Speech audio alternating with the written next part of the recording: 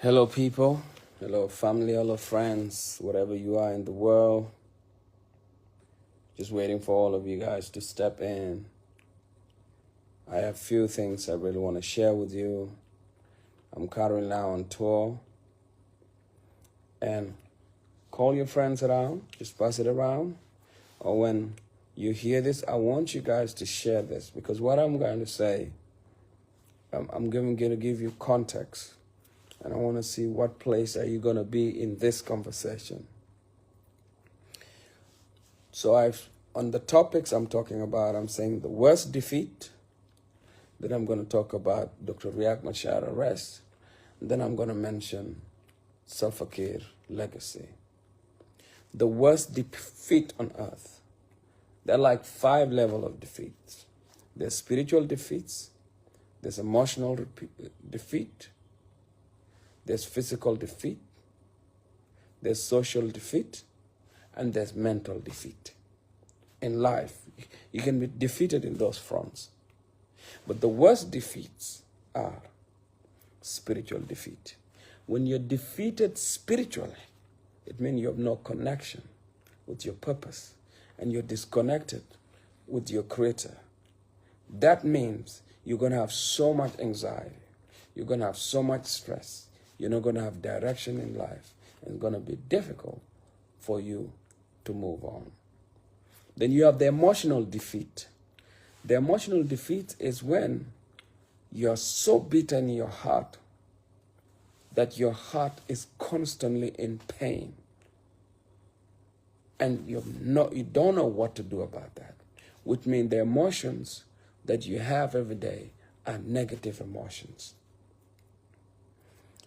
Which means you're defeated emotionally. And when you're strong emotionally and you've won emotionally is when you're able to motivate yourself.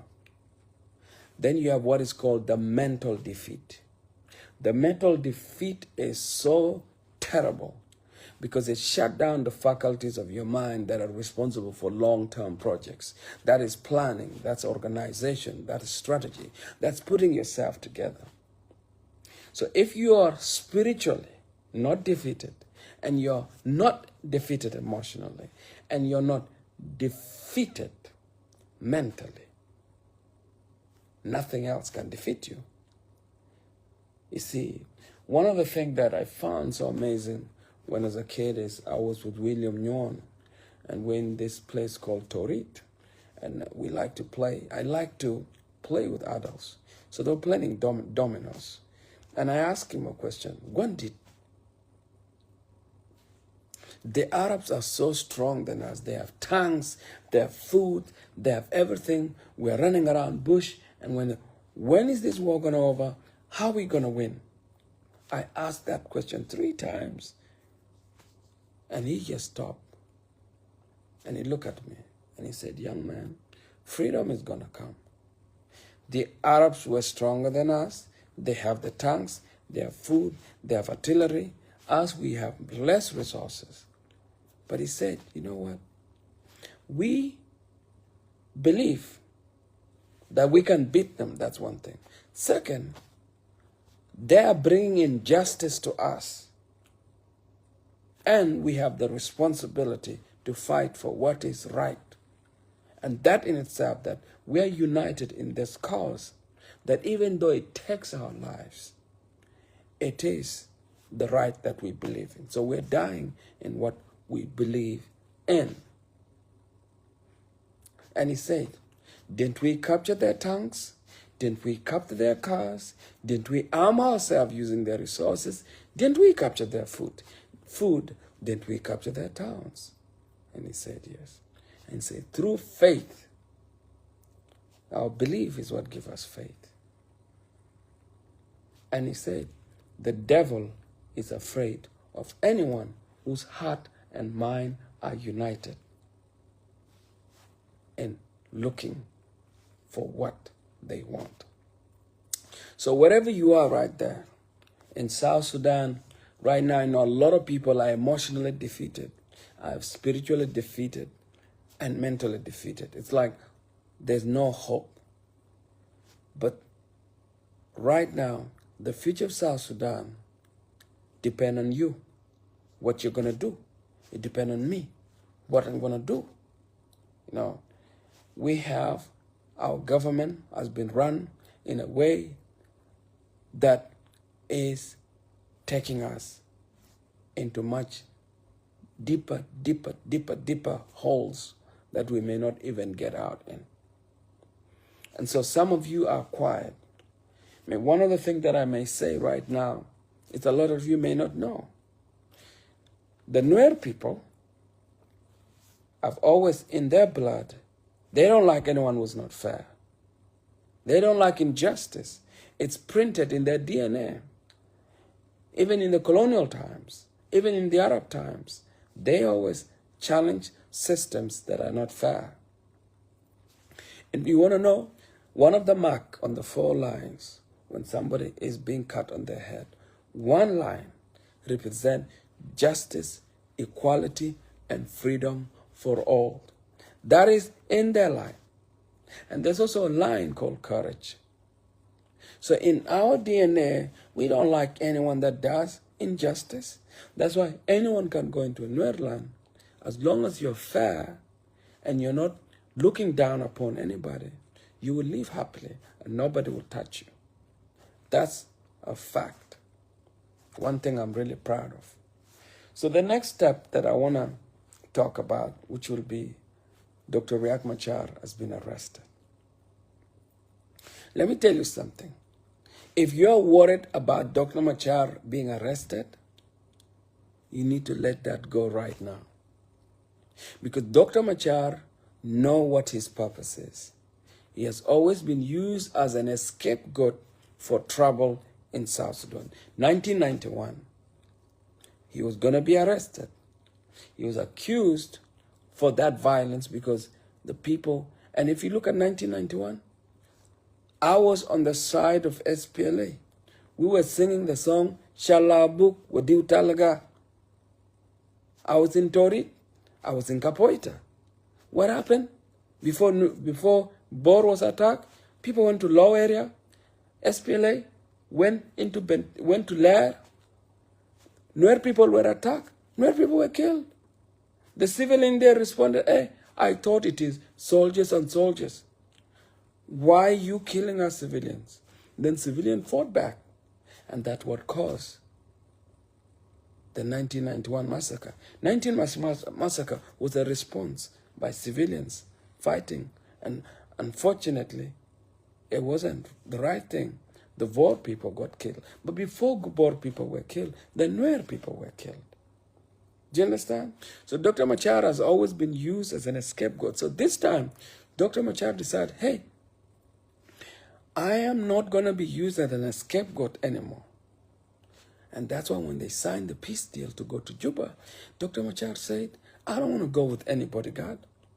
I am just going to Juba because of the peace agreement without an army, so that there's no any aggression on my side, that people of South Sudan are going to suffer because they say Machar fought, Machar fight back. He went without soldiers in Juba. He knew what game he was playing. So right now that he's in jail, before Dr. Machar used to be a villain, now Dr. Machar has become a victim. The whole world is watching what is happening.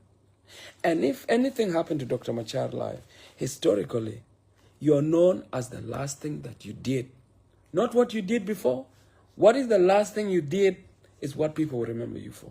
Dr. Machar will be remembered as a martyr, as a hero, as a person who went for peace and was arrested.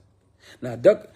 Kiir has always been the victim, running to Uganda for help, running to East Africa, running to everybody for help, and saying Machar is destroying peace. Now, the world has reported Kiir used the peace agreement to destabilize IO and destabilize all its infrastructure, use it as an advantage to gain power. And as he has done it, it has worked to his disadvantage right now. Kiir is at the weakest position politically right now globally. President Kiir has lost global support. Before he was the victim, now he's become the villain. Dr. Machar has always been the villain, but now he has played the game. If he dies now, he went to Juba because that's what he believed in. He believed that if I go to Juba, it will bring peace. I'm not going to go to be violent. They'll slap me here. I'll do it the Jesus way. Given that side, they slap me. Let me do it the Jesus way.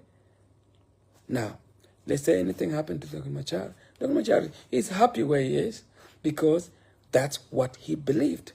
In Nuer culture, they said a man is respected when they die for what they believe in. So that's what Dr. Machar believed in. Now, if anything happened to Dr. Machar right now, let's say Kiir killed him, for example, it's going to create the next hatred for hundreds of years. You're going to create something like what happened to Guy Tut. It's going to be so difficult to bring trust again, to bring us together. Now, what I want to say, right now, a lot of people, the Nuer people are taking the hit. Chemical weapons have been used on civilians. First African country to use chemical weapons on its civilians. It should be soldiers on soldiers, not on civilians. Fight IO. But don't go and drop chemical weapons on Akoba, dropping it in Lukchuk, dropping it in Nasser and different areas. That now is gone globally. Imagine, how would I look at that president that is bringing foreigners to protect it?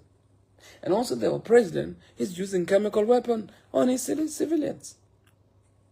We may think the Nuer people are a victim, but the Dinkas are victim.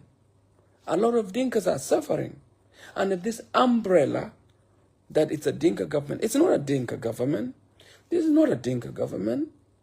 This is a government of psychos meeting on top, eating the money for South Sudan, and using their tribals' names to gain support. 90% of the beggars in South Sudan, in Juba, are from Dinka. A lot of Dinka don't even taste that money. My biggest fear is, if anything happens, innocent Dinkas are going to be blamed for the wrongs of few individuals that are eating the country, that are selling the country. So I want you guys to open your mind. The reason why Nuer are getting hit, it's not because it's tribal. It's because majority of them they want a better change. Most Dinkas are afraid to speak out. There's a difference. When a Dinka person challenges Kiir, they get killed. When a Nuer person challenges Kiir and goes out and come back to the government, they get promotion. So a Nuer person rebel and come back to Juba, they get promotion. A Dinka person would get killed unless they're really, really powerful or get arrested. Do you see the maths? So a lot of Dinkas are in fear of what to tell the government. So the Nuer people have taken the courage to challenge the system because it's in their blood that fairness should be everywhere. And that's what's happening out there. So I decided that I want to speak my heart out. Do your comment there. Now, it's time for all of us to speak, and we look at every person in South Sudan. Every person in South Sudan is important. Every role that you play right now is important. Our country is at the brink of going to the dirtiest moment in the world. You know, the thing that makes me so upset is we have civil servants that have not been paid for months. We have police that are not being paid. We have the army that are not getting paid. We have roads that aren't getting built. We're not moving forward. But when money shows up a bit, our leaders who lack the thinking on how to use that money to develop the country, they want to take the country to war. Now we have Ugandans that have been brought into South Sudan. How does it look for a fellow soldier whose wife has no medication, whose children cannot go to school, whose mother is sick and don't have the money, and they're told, fight for your country, tomorrow is going to go, and then the Ugandan soldiers are getting paid, but the South Sudanese soldier is not getting paid, you know? So right now, what we all have, if you're listening, it's time to listen. Call your leaders, lobby your leaders, give them advice, and you tell them peace is what we want. We don't want war in South Sudan. We don't want that. We want what is the peaceful ways to take our country forward. So that's what I thought I would share this with you. As I can tell you, 3 defeats: spiritual defeat, emotional defeat, and mental defeat. When you're defeated in those fronts, you're defeated. If you're defeated physically, you're not defeated. It's just you just have to find a way to overcome that trauma. That's the only way. Guard your heart from emotional defeat. Guard your mind from the mental defeat. And guard your spirit from being defeated. You know, for your heart is for your purpose.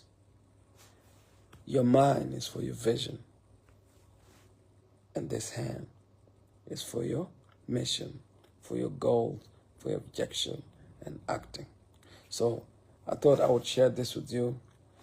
Don't be afraid of what's going to happen to Dr. Machar. Just know Dr. Machar has played his game right. He went to Juba without bodyguards, knowing something would happen, because he has always been used as a victim. He has always been used as a villain, as an scapegoat for a lot of problems to happen. Now he played the game all the way around. So anything you do, historically, his history now is going to change. He's not going to be known as a villain. He'll be known as the man who went to Juba for peace and was arrested. You see the game? So now for those who are playing politics outside, listen to that line. Peace is you.